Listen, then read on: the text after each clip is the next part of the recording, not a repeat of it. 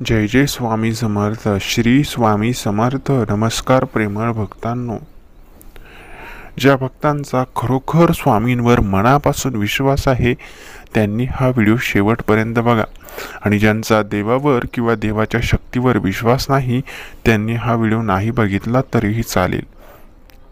कारण जर मनामध्ये विश्वास नसेल, तुमच्या मनामध्ये भावनाच नसतील, तर तुम्ही भक्ती करू शकत नाही. तुम्ही कितीही देवाचं नाव घेतलं आणि कितीही सेवा करण्याचा प्रयत्न केला, परंतु मनामध्ये जर विश्वासच नसेल तर त्या सेवेचा काहीच उपयोग होणार नाही. म्हणून ज्यांचा खरोखर मनापासून विश्वास आहे, ज्यांना स्वामींबद्दल माहिती जाणून घ्यायची आहे, त्यांनी हा व्हिडिओ शेवटपर्यंत नक्की बघा. चॅनलवर नवीन असाल तर चॅनलला सबस्क्राईब करून कमेंट्स बॉक्समध्ये जय जय स्वामी समर्थ टाईप करा. भक्ती ही मनापासून केली जाते, सेवा ही मनापासून केली जाते. जर तुम्ही कोणतंही काम मनापासून केलं तर त्या कामामध्ये तुम्हाला यश नक्की मिळतं. पण करायचं म्हणून आळस आल्यासारखं जर काम करत असाल तर ते काम तुमचं योग्य होत नाही, काही ना काही बिघाड त्या कामामध्ये होत असतो. त्याचप्रकारे आपल्या भक्तीचं देखील आहे. जेव्हा तुम्ही देवाची भक्ती मनापासून करता, मन लावून करता, तेव्हा देव तुम्हाला नक्की काही ना काही देतच असतात. त्या भक्तीचं फळ तुम्हाला मिळतच असतं. म्हणून कोणतीही गोष्ट करायची तर मनापासून करा, नीटनेटकी करा, जेणेकरून आपल्याला त्याचा काहीतरी फायदा होईल, ती गोष्ट आपल्या कर्मात तरी ॲड होईल. परंतु भक्तांचं कसं झालं आहे की समजा आज ज्याला अडचण आहे तो आज खूप भक्ती करतो, उद्या त्याच्याकडे त्याची अडचण सुटली की तो भक्ती विसरून जातो. असं आपल्या अनेक भक्तांचं होत आहे. मी प्रत्येक भक्ताला सांगू इच्छितो, तुमचे आज दुःखाचे दिवस असू द्या, तुमचे आज सुखाचे समाधानाचे दिवस असू द्या, कोणतेही दिवस असू द्या, परंतु स्वामींची जी भक्ती आहे, जी सेवा आहे, ती कधीच बंद करू नका. जीवनात चांगले दिवस येत असतात, वाईटही दिवस येत असतात. कधी खूप दुःख असतं, कधी खूप आनंद असतो, परंतु स्वामी मात्र दुःखातही असतात आणि आनंदातही असतात. म्हणून दुःखात फक्त स्वामींना सामील करून घ्यायचं आणि आनंदात मात्र त्यांचं नावसुद्धा घ्यायचं नाही. असं आपण करायचं नाही. आपण हाडामासाचे खरे स्वामी भक्त आहोत. आपण जीवनात कितीही अडचणी आल्या, कितीही संकटे आले, तरी स्वामींचं नाव घेऊनच ते संकटे सोडवत असतो. आपल्याला विश्वास असतो की जरी कोणी माझ्या मदतीसाठी आलं नाही तरी माझे स्वामी माझ्या मदतीसाठी नक्की येतील, हे आपण आपल्या मनाला ठामपणे सांगत असतो. कारण की आपला मनापासून स्वामींवरती विश्वास असतो. जगामध्ये अनेक प्रकारचे लोक असतात. काही लोकांचा आता देवावरती विश्वास नसतो. त्यांना असं वाटतं की देव नाही. मग तुम्हीच सांगा, जीवनामध्ये एवढे अचानक घडणारे चमत्कार घडतात तरी कसे? ज्यांचा वैज्ञानिक आणखी शोधही लावू शकले नाही अशा जागा आहेत, असे काही गुप्त रहस्य आहेत ज्यांच्या वैज्ञानिकांनीही शोध लावला परंतु त्यांनाही शोध लागला नाही. अशा काही अनेक चमत्कार आहेत, ज्या चमत्कारांवरती कोणाचा विश्वास बसत नसतो. पण जे खरे भक्त आहेत, जे स्वामी भक्त आहेत, ज्यांचा खरोखर मनापासून देवावरती विश्वास आहे, ज्यांची प्रचंड मोठी भक्ती आहे, त्यांना या प्रत्येक चमत्कारामागचं कारण माहीत असतं. काय झालं हे सर्व माहीत असतं. आपल्या भगवद्गीतेमध्ये जसं वर्णन केलं आहे की तुझ्या मनामध्ये असणारे क्रोध, तुझ्या मनामध्ये असणारा राग हा तुला प्रत्येक संकटामध्ये ओढत नेत असतो. जेव्हा तू तुझं मन शांत ठेवून एखादा विचार करशील तेव्हा नक्की तुझ्या प्रॉब्लेमवरती सोल्युशन निघेल. परंतु तू जर नुसता रागराग करत राहिलास, तुझ्या मनामध्ये क्रोध जर येत राहिला, तर तुझ्यावरचे संकट सुटण्याऐवजी आणखी वाढेल. तू त्या संकटामध्ये आणखी डुबशील आणि आणखी संकट स्वतःवरती ओढवून घेशील.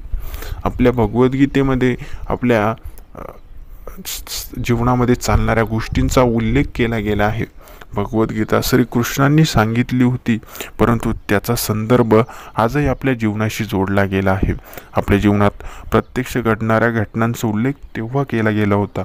म्हणून भगवंताला पुढे जीवनामध्ये काय होणार होतं हे ऑलरेडी माहीत होतं, आणि ते माहीत असून भगवंताने हे सर्व आपल्या भगवद्गीतेमध्ये सांगितलं आहे.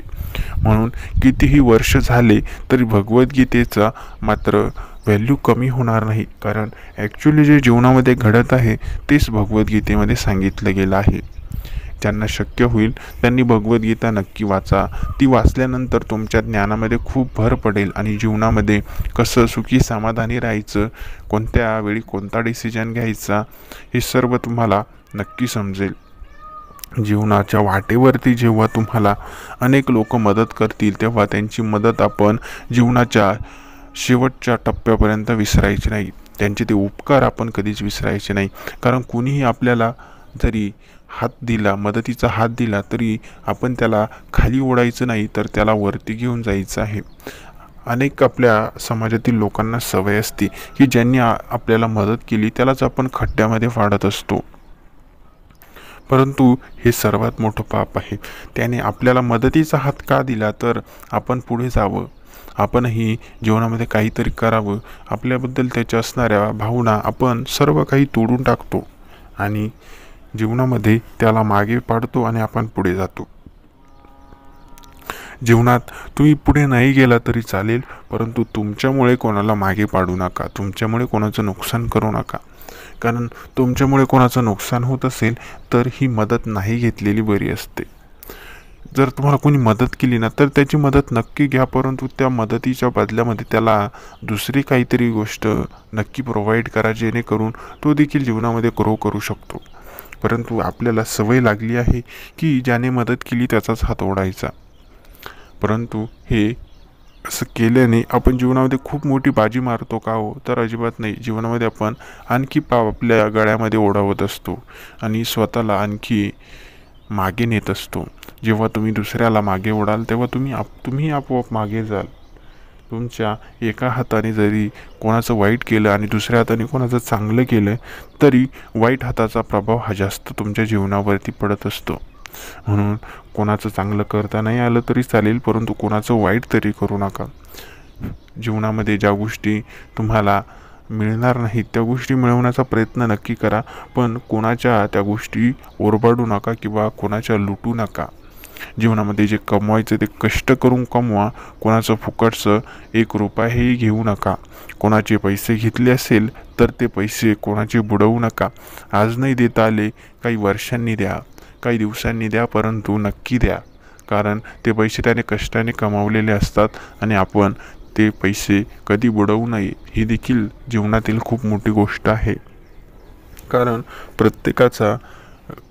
प्रत्येकाच्या कष्टाचे पैसे असतात आणि ते पैसे आपण घेतल्यानंतर पुन्हा देणं आपलं काम असतं. म्हणून ते पैसे तुमच्याकडे येतील तेव्हा द्या, परंतु नक्की द्या. फक्त तुमचं मन निर्मळ ठेवा. मन जर साफ असेल तर देव तुमच्या मदतीला नक्की धावून येतील. आजचा संदेश तुमच्यासाठी महत्त्वाचा होता.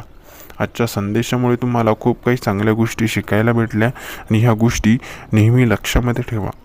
व्हिडिओ आवडला असेल तर व्हिडिओला लाईक करा. चॅनलवर नवीन असाल आणि अजूनही चॅनलला सबस्क्राईब केलं नसेल तर चॅनलला लगेच सबस्क्राईब करून ठेवा. श्री स्वामी समर्थ. जय जय स्वामी समर्थ. धन्यवाद.